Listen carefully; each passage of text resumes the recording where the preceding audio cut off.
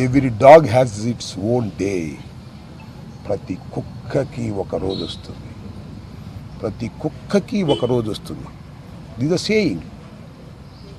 ఈ రాంబాబు అనే కుక్కకి కూడా ఒక రోజు వస్తుంది.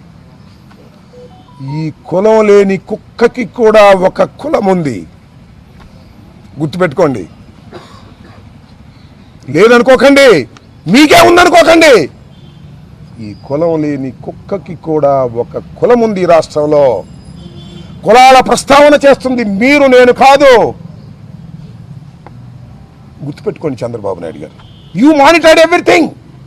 ప్రతి క్షణము మీరు మానిటర్ చేశారు. పెమ్మసాని మానిటర్ చేశాడు. ఎస్పీ వచ్చాడు ఇక్కడికి, ఎస్పీని వెళ్ళిపోమన్నారు. సీఎం ఆఫీస్ నుంచి ఎస్పీ వెళ్ళిపోమన్నారు. ఎందుకంటే ఈ తగలేయడానికి సిద్ధంగా ఉన్నారు మా వాళ్ళు, మీరు ఉంటే బాగోదని పంపించారు. ఎప్పుడైనా చూశారండి 7 గంటలు 8 గంటల సేపు రవిడీజం చేస్తుంటే రోడ్డు మీద పోలీసులు కాపలా కాశారే? ఏమిటి అన్యాయం అంటున్నా.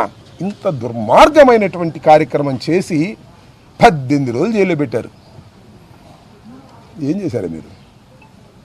18 రోజులు జైల్లో పెడితే రాంబాబు భయపడతాడా?